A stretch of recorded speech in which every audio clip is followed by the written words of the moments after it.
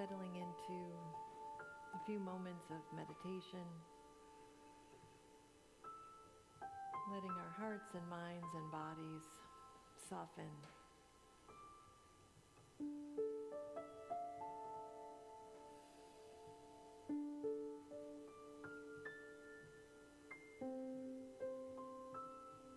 In the silence, we surrender.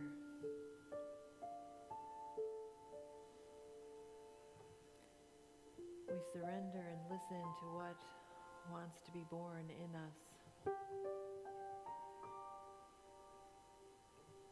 So I invite you to listen to the voice of your body and what it is asking as we come into this time. Do you need to wiggle or shift? Stretch something? Or simply settle? And you can close your eyes if you like to do that, or you can just let your eyes remain open but your gaze soften, just looking softly at something a little bit in front of you.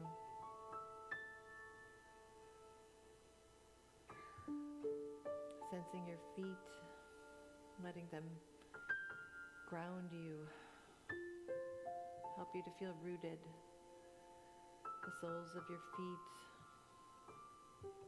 all the places where your body is touching, where you sit.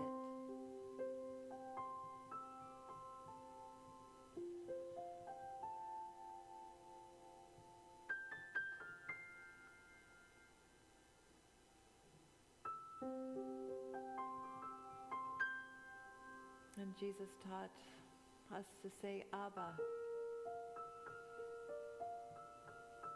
which we mean as Father, but that really means parent, mother, Father, energy of the Creator, those syllables that are ungendered, but that draw us into relationship.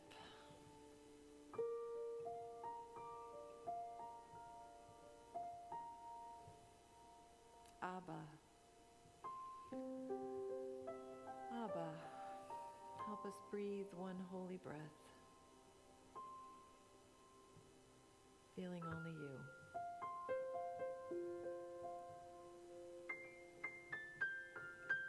Abba. We surrender in the stillness to the one holy breath that moves in us and as us.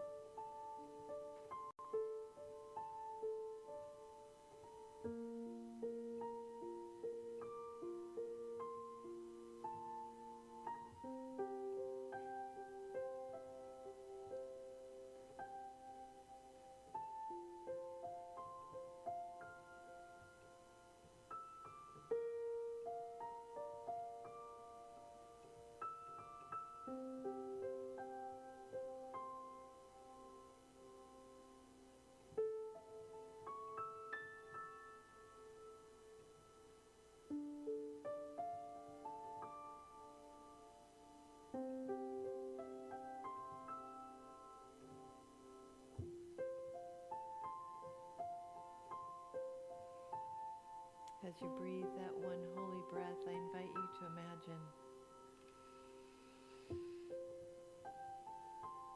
in a long line, stretching back to infinity, your ancestors,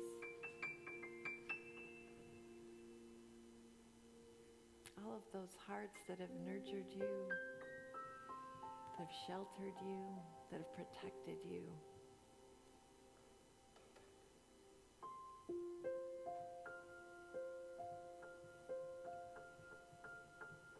That have helped you say yes to being all you can be. All that Abba created you for.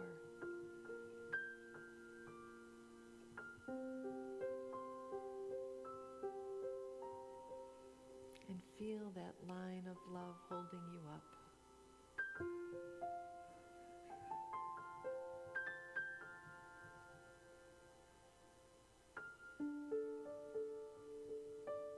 And then deepen that breath, that one holy breath,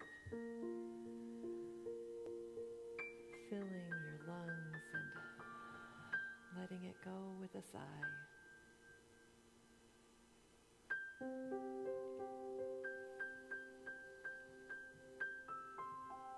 And joining your siblings here in this space.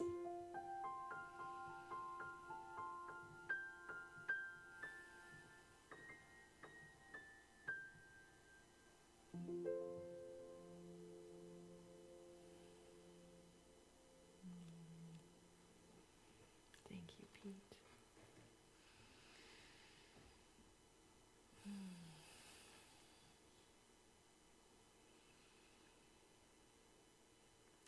So Pope Francis recently asked priests to keep their sermons to 8 minutes so that their congregations wouldn't fall asleep. Let's see.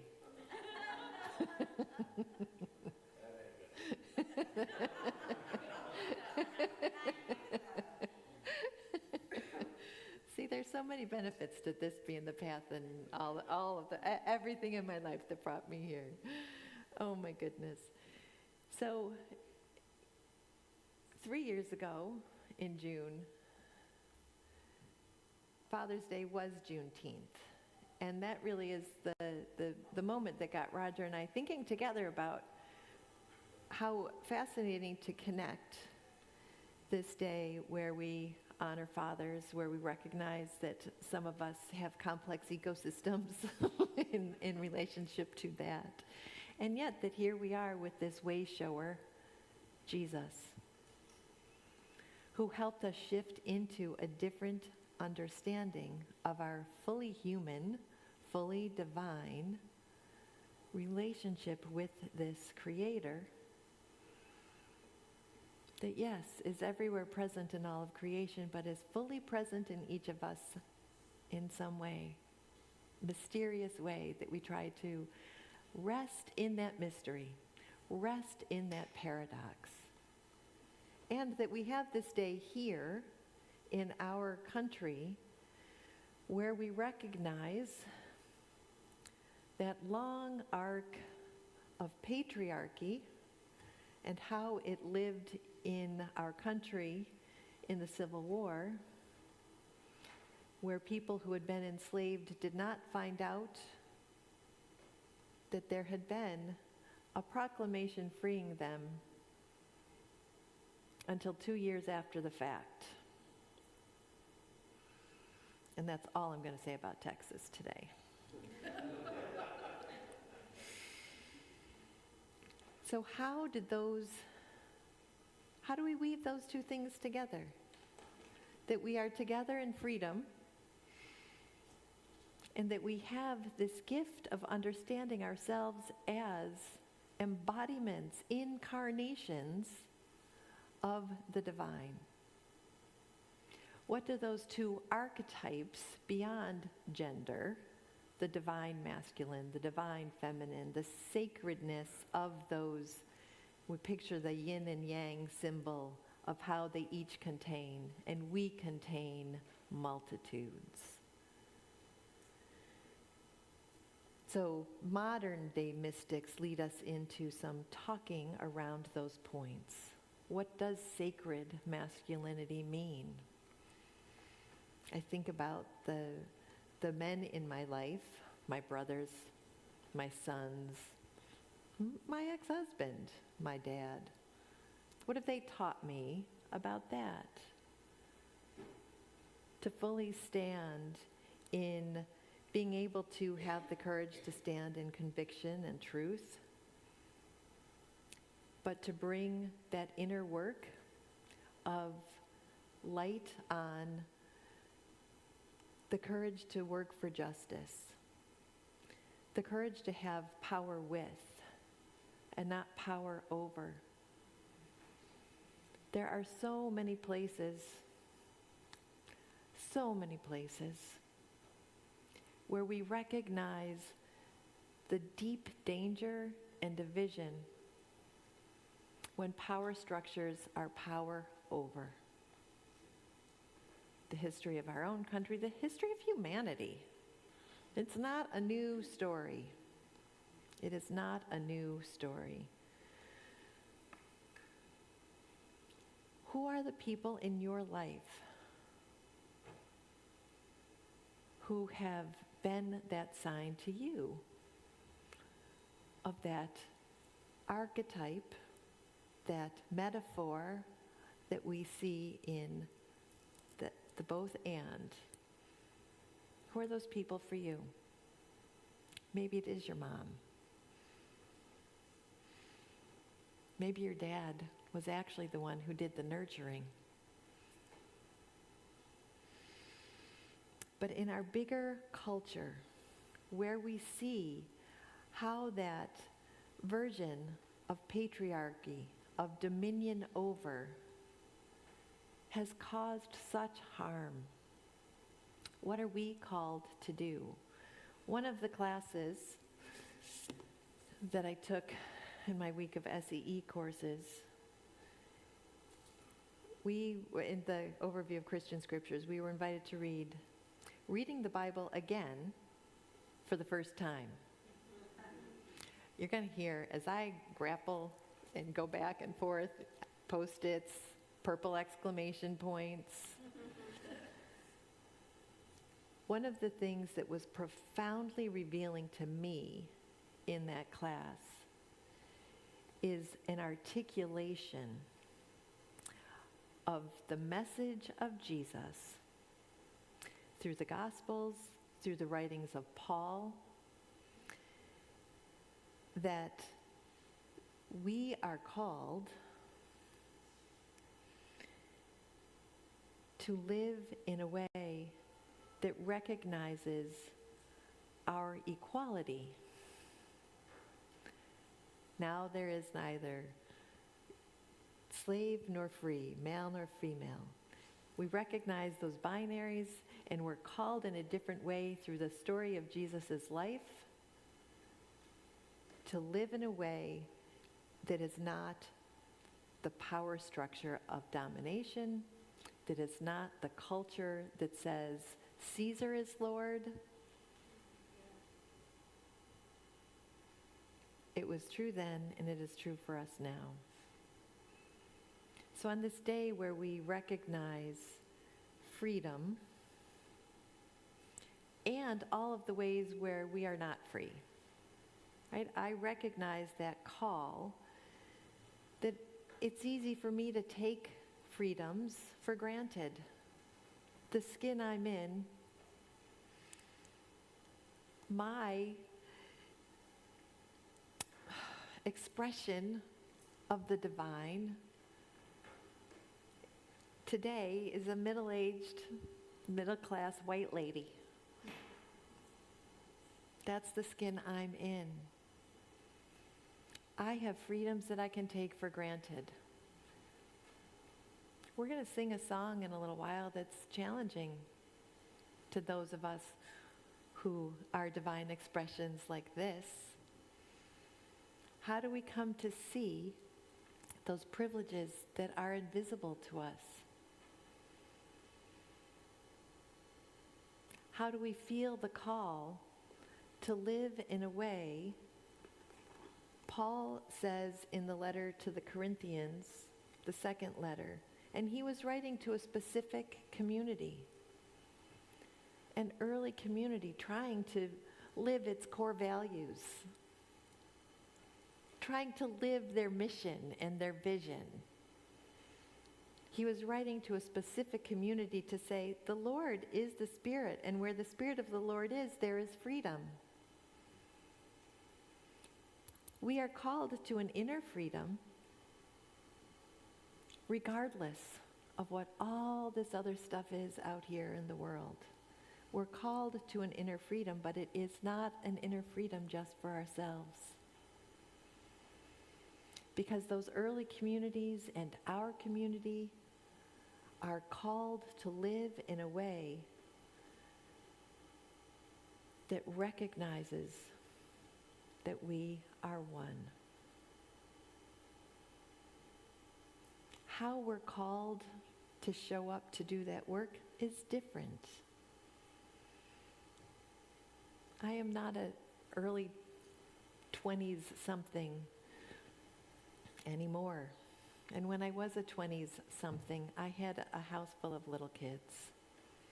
What activism looks like for me, what social justice work looks like for me now is different than the students I used to teach, students now. But our inner freedom matters as a sign that we are called to live in a way that recognizes that we are one. Some of those moments are tender little moments in a store. I went yesterday with my sister Jenny to run some errands for my mom.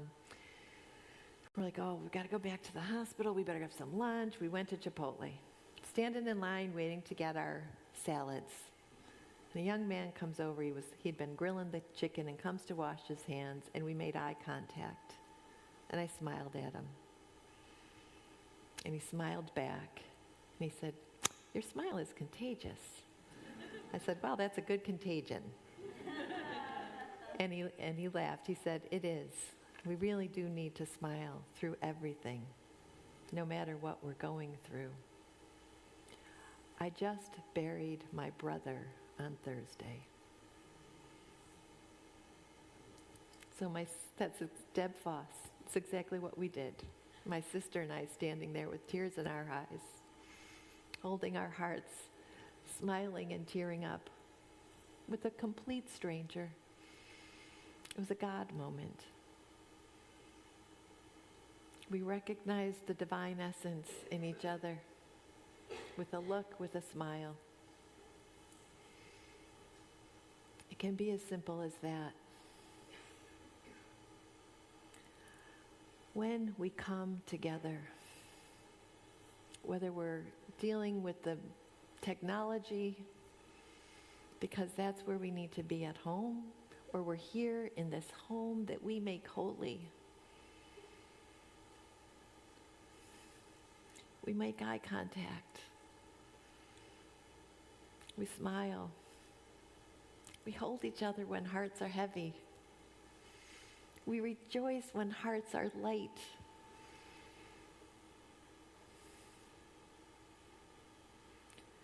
Those early communities were small. Just like Unity of Albany started in a living room, so did they. We're blessed that we are small enough and big enough to get to know each other.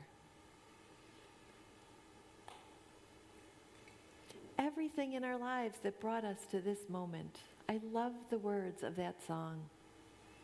Everything I've dreamed, everything that felt like a failure, everything that brought us to this moment of saying, yep, I'm going to come into church on this beautiful sunny day because I know I'm going to fill up my well.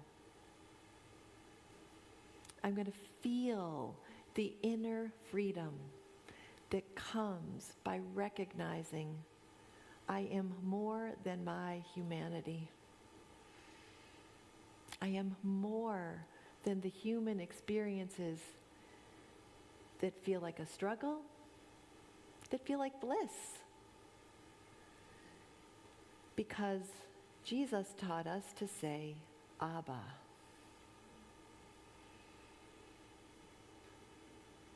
And this family is also a complex ecosystem. Right? You have siblings that you get along great with. You have siblings that you're like, yeah, I haven't seen you in a while, and that's probably okay. But you know, no matter what you're going through, this complex ecosystem is with you. We're with each other.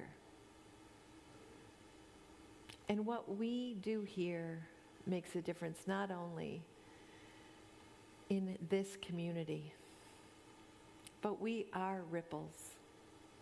We are ripples living in that freedom, in that truth, in that faith, in that hard work of hope that says we do believe that there is something different than what the news says, than that long, long list of the ways that human beings are horrible to each other. There is something more, that we are part of the life and the death and the resurrection and the transformation and the continuous working of Spirit in us. And that matters. It matters.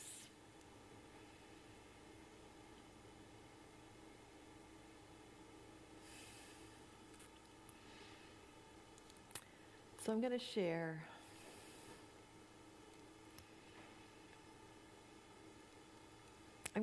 a poem that Mary Myers reminded me about in this beautiful little book, my other show and tell, The Path of Kindness. It's collected poems. It's called Coniferous Fathers, and we'll post it on the website. But as I read these words written by Michael Kleber Diggs, a poet, an author, a teacher, I'll link his website. I invite you to hear the words, not only maybe thinking about your own father or your children if you are a father, but thinking about that relationship with the divine, Abba. And hear those words not only said to us, but as a call for how we might be in the world. Coniferous fathers. Let's fashion gentle fathers, expressive, holding us how we wanted to be held before we could ask, singing off-key lullabies written for us, songs every evening like possibilities, fathers who say, this is how you hold a baby, but never mention a football. Say nothing in that moment. Just bring us to their chests naturally, without shyness. Let's grow fathers from pine, not oak. Coniferous fathers raising us in their shade. Fathers soft enough to bend. Fathers who love us like their fathers couldn't. Fathers who can talk about menstruation while playing a game of pepper in the front yard. No, take baseball out. Let's discover a new sort. Fathers as varied and vast as the superior forest. Let's kill off sternness and play down wisdom. Give us fathers of laughter and fathers who cry.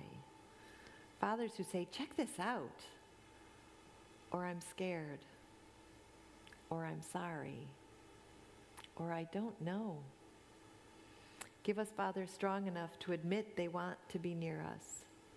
They've always wanted to be near us. Give us fathers desperate for something different. Not Johnny Appleseed, not even Atticus Finch. No more Rolling Stones, no more lazy boy dads reading newspapers in some other room. Let's create folklore side by side, in a garden singing psalms about abiding. Just that, abiding, being steadfast, present, evergreen, and ethereal. Let's make the old needles soft enough for us to rest on, dream on, next to them. So for all of those people in our lives and all of the ways we are called to be steadfast,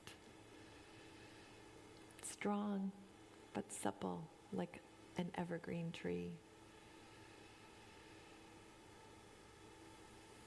Maybe breathe in that scent of pine.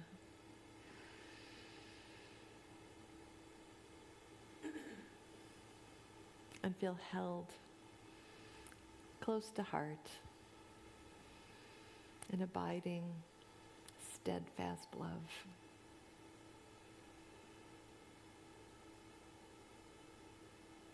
So that we can change the world, transform the world in our own quiet, noisy, heartfelt ways.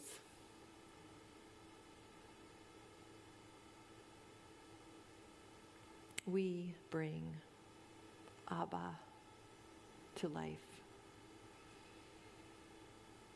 And so it is. Amen.